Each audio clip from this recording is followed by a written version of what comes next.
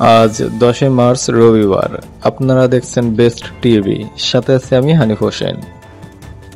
কালীগঞ্জে এডিপির রাস্তা ঢালাইয়ে অনিয়ম, এলাকাবাসীর প্রতিবাদে কাজ বন্ধ। কালীগঞ্জ ব্যুরো হাফিজুর রহমান জানান, এডিপি অর্থাৎ বার্ষিক উন্নয়ন সহায়তা প্রকল্পের অর্থায়নে 6.5 লক্ষ টাকার রাস্তা ঢালাইয়ে কথিত মানবাধিকার কর্মী পরিচয়দানকারী মাস্টার শাহজাহান ঠিকাদারের অনিয়ম, দুর্নীতি, স্বেচ্ছাচারিতার প্রতিবাদ করায় দায়িত্বরত সহকারী প্রকৌশলী গৌরাঙ্গকে সামনে ফেলে নিষিদ্ধ সংগঠন ছাত্রলীগের ক্যাডার দিয়ে সুরত আলী নামক এক বৃদ্ধ রোজাদার ব্যক্তিকে মারপিট ও লাঞ্ছিতের ঘটনায় এলাকাবাসীর প্রতিবাদে রাস্তার কাজ বন্ধ। ওই সময় ঘটনাটি সামাজিক যোগাযোগ মাধ্যমে ছড়িয়ে পড়লে ব্যাপক সমালোচনার ঝড় ওঠে। ঘটনাটি ঘটেছে গত বৃহস্পতিবার 6 মার্চ বিকাল 5টার দিকে কালীগঞ্জ উপজেলার কুশুলিয়া ইউনিয়নের আমতলা বাইতুল রহমত জামে মসজিদ হতে জয়দ্বার পাড়া রাস্তার উপর সাতক্ষীরা নিরাপদ পানি নিশ্চিত করতে সুধীজনের সাথে অবহিতকরণ সভা অনুষ্ঠিত। নিজস্ব প্রতিনিধি মোহাম্মদ দেলোয়ার হোসেন জানান, সাতক্ষীরা সদরের শাল্লে গ্রামে নিরাপদ পানি নিশ্চিত করতে এলাকার সুধীজনের সাথে অবহিতকরণ সভা অনুষ্ঠিত হয়েছে। 9 মার্চ রবিবার সকালে শাল্লে সরকারি প্রাথমিক বিদ্যালয়ে ইউথ ইনোভেশনের আওতায় বেতনা যুব উন্নয়ন সংস্থার বাস্তবায়নে উত্তরণ ও সেভ দ্য চিলড্রেন এর সহযোগিতায় শাল্লে নিরাপদ পানি নিশ্চিত করতে এলাকার সুধীজনের সাথে অবহিতকরণ সভা অনুষ্ঠিত হয়। উক্ত অবগতিকরণ সভায় সেভ দ্য চিলড্রেন এর প্রতিনিধি আবু বকর সিদ্দিকের সভাপতিত্বে প্রধান অতিথি হিসেবে উপস্থিত ছিলেন 9 নম্বর ব্রহ্মরাজপুর ইউনিয়নের 1 নম্বর ওয়ার্ড সদস্য ও প্যানেল চেয়ারম্যান মোহাম্মদ নুরুল হুদা। অনুষ্ঠানের শুরুতে মাসুদ রানা শাল্লে এলাকার মানুষের কাছে সুপেয় পানি পৌঁছে দিতে গৃহীত প্রকল্প বিষয়ে বিস্তারিত আলোচনা করেন। এ সময় তিনি বলেন, এলাকার মানুষের জন্য সুপেয় পানি সরবরাহ নিশ্চিত করতে শাল্লে আরও থেকে 2টি ভ্যানের মাধ্যমে পানি সরবরাহ করব। পাশাপাশি শাল্লে কমিউনিটি ক্লিনিকে একটি ছোট পানির আরও স্থাপন করব, যেটা এই প্রকল্পের মূল লক্ষ্য।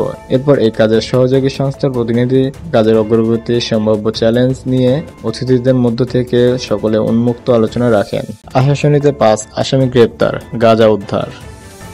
আশাশুনি ব্যুরো MS মুকুল শিকারী জানান, আশাশুনি থানা পুলিশ বিশেষ অভিযানে 100 গ্রাম গাঁজা সহ একজন ও নিয়মিত মামলার আসামিকে গ্রেপ্তার করেছে।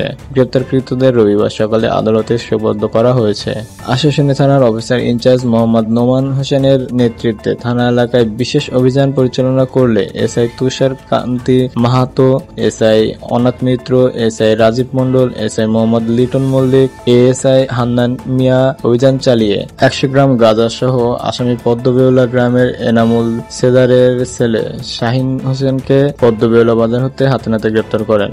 এ সংক্রান্ত মাদক আইনে মামলাকৃত আসামি পুইজালা গ্রামের মৃত সতীশ বৈরাগীর ছেলে রসিক চন্দ্র বৈরাগী, শ্যামল চন্দ্র বৈরাগীর ছেলে দীনেশ চন্দ্র বৈরাগী, রাউতারা গ্রামের কনেক মণ্ডলের ছেলে রাজু মণ্ডল, প্রতাপনগর গ্রামের আবুল হোসেন মহলদানের ছেলে নাইম হোসেনকে থানা এলাকার বিভিন্ন স্থান হতে গ্রেপ্তার করেন। সাতক্ষীরায় জোরপূর্বক বৃদ্ধার জমি দখল ও ফলজ গাছ বিনষ্ট, বাড়িতে হামলা চালিয়ে মোটরসাইকেল ভাঙচুর। কলোরা প্রতিনিধি জানান, সাতক্ষীরায় অসহায় বৃদ্ধা আফরোজা বেগমের 8 শতক জমি জোরপূর্বক দখল ও 5-6টি গাছ কেটে ক্ষয়ক্ষতি করেছে ওহাব মরল নামের এক ব্যক্তি। এছাড়া বাড়িতে হামলা চালিয়ে ওই বৃদ্ধার ছেলে হাবিবুর রহমানের মোটরসাইকেল সহ ঘরবাড়ি আসবাবপত্র ও ভাঙচুর করেছে ওহাব মরল। ঘটনাটি ঘটেছে তালা উপজেলা ধানদিয়া ইউনিয়নের গড়েরডাঙ্গা গ্রামে। ভুক্তভোগী বৃদ্ধা আফরোজা ও তার পরিবার এ ব্যাপারে আইনগত ব্যবস্থা নেওয়ার প্রস্তুতি নিচ্ছেন বলে জানিয়েছেন। সাতক্ষীরা জেলার মাসিক আইন শৃঙ্খলা বিষয়ক কমিটির সভা। নিজস্ব প্রতিনিধির দেয়া তথ্যে জানা যায়, সাতক্ষীরা জেলার মাসিক আইন শৃঙ্খলা বিষয়ক কমিটির সভা অনুষ্ঠিত হয়েছে রবিবার 9 মার্চ সকাল 10টায় সাতক্ষীরা জেলা প্রশাসনের আয়োজনে। জেলা প্রশাসকের সম্মেলন কক্ষে জেলা প্রশাসক মোস্তাক আহমেদ এর সভাপতিত্বে সবাই বক্তব্য রাখেন সাতক্ষীরা জেলা police super Mohammad Monirul Islam, Satkhira civil surgeon doctor Abdus Salam, সেনাবাহিনীর সাতক্ষীরা ক্যাম্পের কমান্ডার মেজর মোহাম্মদ ফাহিম কাইসার প্রমুখ। এ সময় আইন শৃঙ্খলা বিষয়ক কমিটির সদস্য সহ সকল উপজেলা নির্বাহী কর্মকর্তারা, রাজনৈতিক দলের নেতৃবৃন্দরা উপস্থিত ছিলেন। সভায় জেলার সার্বিক আইন শৃঙ্খলা পরিস্থিতি ভালো থাকায় সন্তোষ প্রকাশ করা হয়। নিত্য প্রয়োজনীয় দ্রব্যের মূল্য স্থিতিশীল রাখা, অবৈধ স্থাপনা উচ্ছেদ, বাল্যবিবাহ বন্ধ, শহরে যানজট নিরসন, মাদক বিরোধী অভিযান, নিয়মিত মোবাইল কোর্ট পরিচালনা সহ বিভিন্ন বিষয় নিয়ে বিস্তারিত আলোচনা করা হয়। এ পর্যন্তই। পরবর্তী সংবাদ পেতে সাবস্ক্রাইব করুন বেস্ট টিভি ইউটিউব চ্যানেল এবং ফলো করুন দ্য ডেইলি সাতক্ষীরা সংবাদ ফেসবুক পেজ। ধন্যবাদ সকলকে।